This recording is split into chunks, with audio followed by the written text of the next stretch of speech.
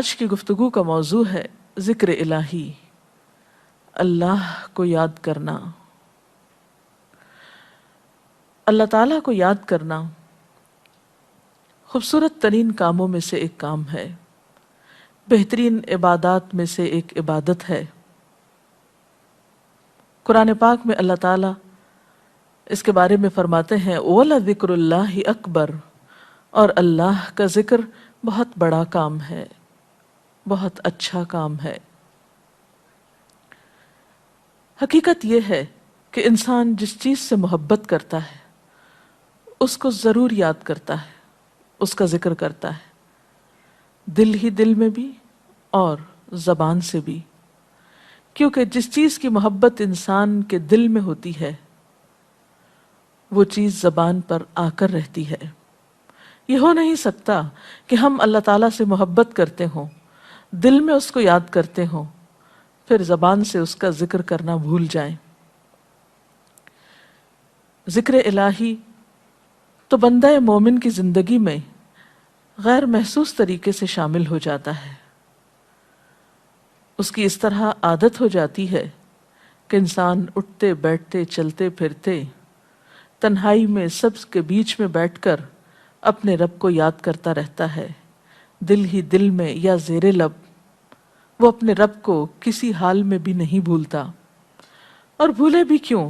اس لیے کہ اس کی ذات پر رب کے احسانات ہر ایک سے بڑھ کر ہیں، اس کی نگاہیں ہر طرف رب کے کمالات دیکھتی ہیں، وہ ہر طرف رب کی نعمتوں کو دیکھ کر سرشار ہوتا رہتا ہے۔ وہ جس طرف بھی نظر اٹھاتا ہے وہیں اس کو رب کی قدرت اور تخلیق نظر آتی ہے، اپنے سامنے، دائیں بائیں، اوپر نیچے، ہر طرف زمین آسمان، جو کچھ بھی بنا ہوا ہے، جو کچھ بھی پھیلا ہوا ہے، وہ سب اس کے رب کا بنایا ہوا ہے۔ پھر وہ اس رب کو کیسے بھلا سکتا ہے؟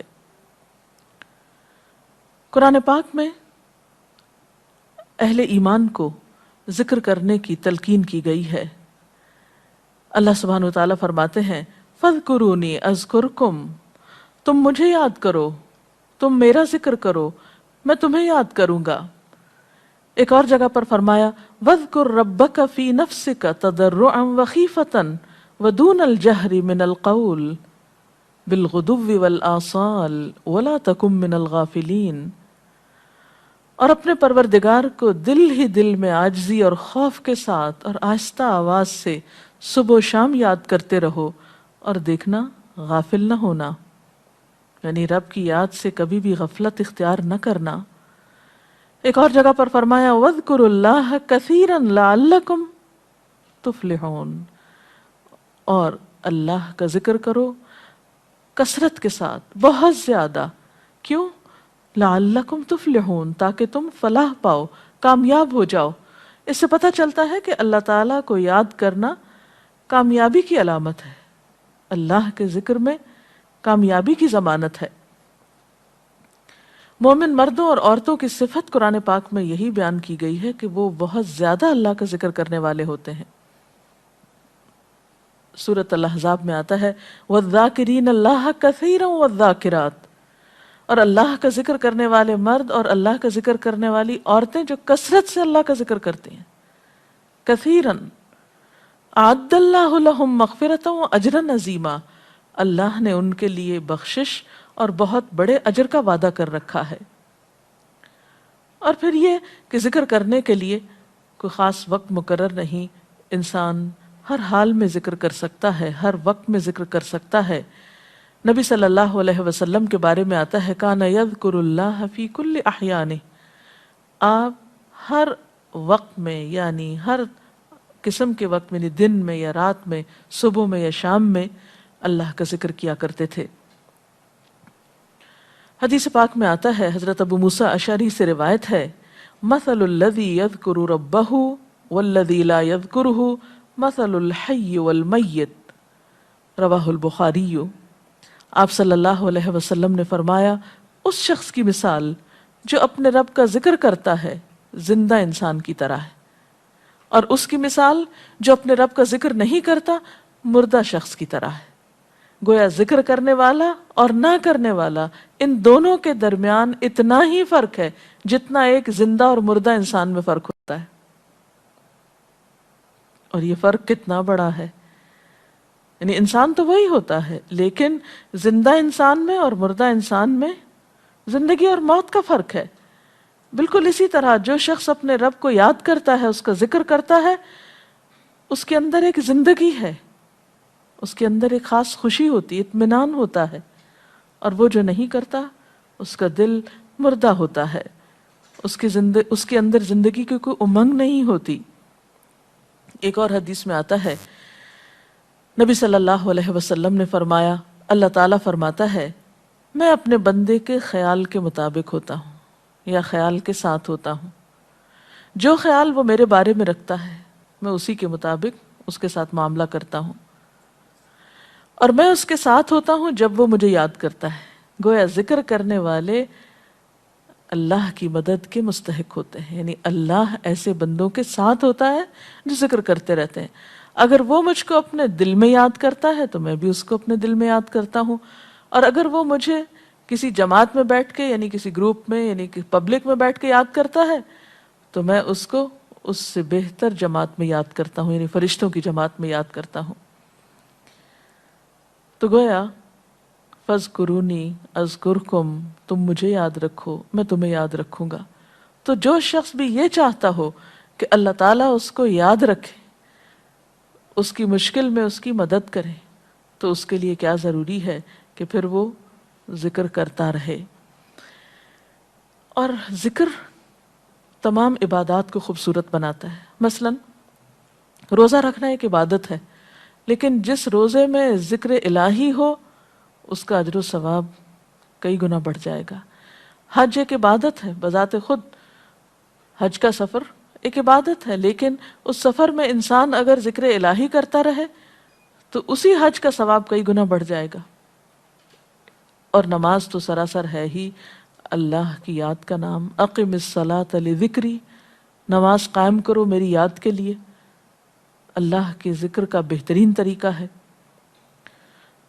ایک اور موقع پر آپ صلی اللہ علیہ وسلم سے جب یہ پوچھا گیا کہ سب سے اچھی نماز کس کی، سب سے اچھا روزہ کس کا، سب سے اچھا حج کس کا، سب سے اچھا مجاہد کون، تو آپ صلی اللہ علیہ وسلم نے ہر بار یہی جواب دیا کہ جو اپنے ان کاموں میں ذکر الہی کثرت کے ساتھ کرے. اور ذکر کرنے والے ہر میدان میں آگے نکل جاتے ہیں. حدیث پاک میں آتا ہے نبی صلی اللہ علیہ وسلم نے فرمایا مفردون سبقت لے گئے. لوگوں نے پوچھا کہ یہ مفردون کون ہیں؟ فرمایا وہ مرد جو کثرت کے ساتھ اللہ کا ذکر کرتے ہیں اور وہ عورتیں جو کثرت کے ساتھ اللہ کو یاد کرتی ہیں. اور یہاں آپ نوٹ کر رہے ہیں خاص طور پر مردوں کے ساتھ ساتھ عورتوں کا ذکر بھی ملتا ہے. حضرت عبداللہ بن بصر فرماتے ہیں کہ ایک شخص نے عرض کیا یا رسول اللہ صلی اللہ علیہ وسلم، بے شک اسلام کے احکام مجھ پر بہت ہیں، یعنی ذمہ داریاں بہت ہیں، کرنے کے کام بہت ہیں. آپ مجھے کوئی ایسی بات بتائیں جسے میں اپنے لیے لازم کر لوں، یعنی میرے لیے آسان ہو اور میں پابندی سے کر سکوں.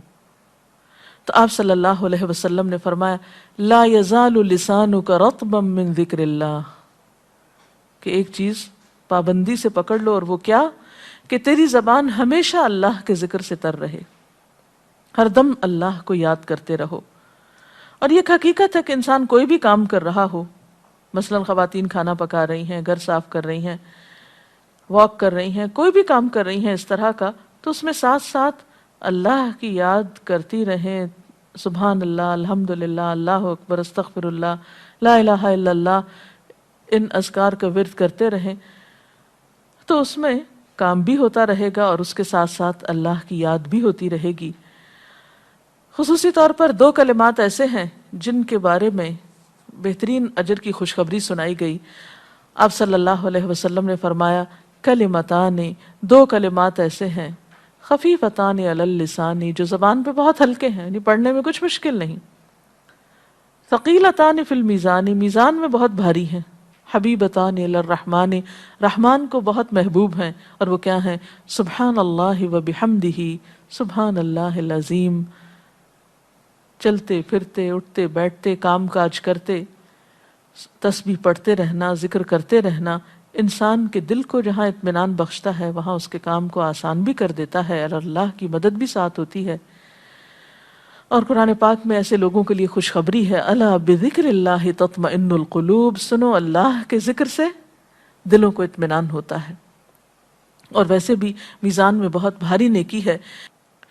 ایک حدیث میں آتا ہے کہ رسول اللہ صلی اللہ علیہ وسلم نے لوگوں سے پوچھا، کیا میں تمہیں نہ بتاؤں کہ تمہارے اعمال میں سب سے اچھا عمل، سب سے پاکیزہ اور تمہارے درجات کو سب سے زیادہ بڑھانے والا، اور جو تمہارے لیے سونے چاندی کے خرچ کرنے سے زیادہ بہتر ہو، اور اس سے بھی بہتر ہو کہ تم اپنے دشمنوں سے ملو، ان کی گردنیں تم مارو اور وہ تمہاری گردنیں مارے، تو کیا ایسا عمل نہ تمہیں بتاؤں؟ صحابہ نے عرض کیا، ضرور یا رسول اللہ صلی اللہ علیہ وسلم، ہمیں ایسا عمل بتائیے۔ تو آپ نے فرمایا وہ اللہ کا ذکر ہے، یعنی تمام اعمال میں وہ سبقت لے جاتا ہے۔ اسی طرح ایک اور حدیث میں ہے، رسول اللہ صلی اللہ علیہ وسلم نے فرمایا کہ جب بھی کچھ لوگ بیٹھتے ہیں اور وہ اللہ کا ذکر کرتے ہیں، یعنی کسی مجلس میں اکٹھے ہو کر بیٹھتے ہیں، تو اللہ کی رحمت ان کو ڈھانپ لیتی ہے، ان پر سکینت نازل ہوتی ہے، اللہ تعالیٰ ان کا اپنے ہاں ذکر کرتے ہیں۔ گویا اکیلے بھی ذکر کیا جا سکتا ہے اور کسی مجلس میں اکٹھے بیٹھ کر بھی۔ پھر اسی طرح صبح و شام بھی، جیسا کہ قرآن پاک میں آتا ہے، وَسَبِّحْ بِحَمْدِ رَبِّكَ قَبْلَ طُلُوعِ الشَّمْسِ وَقَبْلَ غُرُوبِهَا، اپنے رب کی تسبیح بیان کرو سورج نکلنے سے پہلے اور اس کے غروب ہونے سے پہلے۔ ایک اور جگہ پر آتا ہے وَسَبِّحْ بِحَمْدِ رَبِّكَ بِالْعَشِيِّ وَالْإِبْكَارِ، اپنے رب کی حمد و ثنا بیان کرو عشی کے وقت یعنی عصر کے وقت، والابکار اور صبح کے وقت۔ عشی کا لفظ جو ہے یہ زوال شمس سے غروب شمس کے درمیانی وقت کو کہتے ہیں۔ پھر اسی طرح انبیاء علیہ السلام کے بارے میں ہم دیکھتے ہیں، حضرت داؤد علیہ السلام بہت خوبصورت آواز سے، بہت خوبصورت انداز میں اللہ تعالیٰ کا ذکر کیا کرتے تھے۔ نبی صلی اللہ علیہ وسلم نے ایسے لوگوں کے بارے میں بہت خوشخبریاں دی ہیں، اور سب سے بڑی خوشخبری کیا ہے کہ خود اللہ تعالیٰ کا تقرب انسان کو حاصل ہوتا ہے، انسان کے گناہوں کا کفارہ ہوتا رہتا ہے، اور بعض اذکار جو بظاہر تو بہت معمولی نظر آتے ہیں لیکن ان کا اجر و ثواب اتنا ہے کہ انسان حیران ہوتا ہے کہ اتنے کم کلمات کے بدلے اتنا بڑا ثواب۔ جیسے نبی صلی اللہ علیہ وسلم نے فرمایا کہ الحمدللہ کہنا میزان کو بھر دیتا ہے۔ اب الحمدللہ دو لفظ ہیں، لیکن جو شخص دل سے اس کو ادا کرتا ہے تملا المیزان، میزان بھر جاتا ہے اس سے۔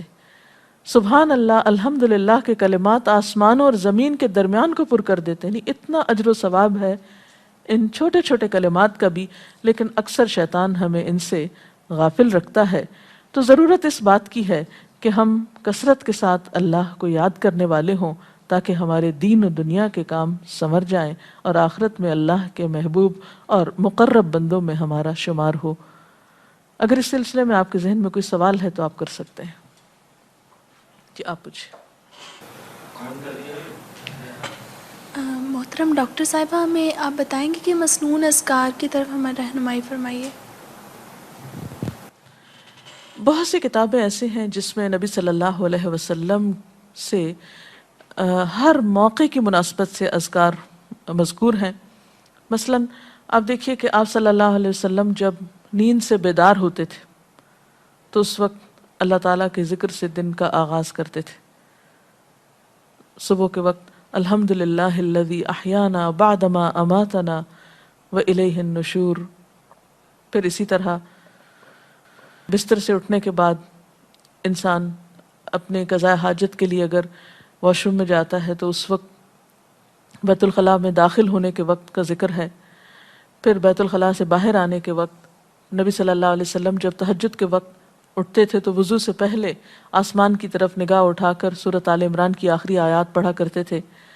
پھر اسی طرح سحری کے وقت خاص طور پر استغفار کا حکم ہے۔ پھر انسان وضو کرتا ہے تو وضو سے قبل اور وضو کے آخر میں ذکر بتایا گیا، اور وضو کے آخر کا ذکر سبحانک اللہم و بحمدک اشہد ان لا الہ الا انت استغفرک و اتوب الیک کا اتنا ثواب بتایا گیا کہ ایسے شخص کے لیے جو پابندی کے ساتھ یہ ذکر کرتا ہے اس کے لیے جنت کے 8 دروازے کھل جاتے ہیں۔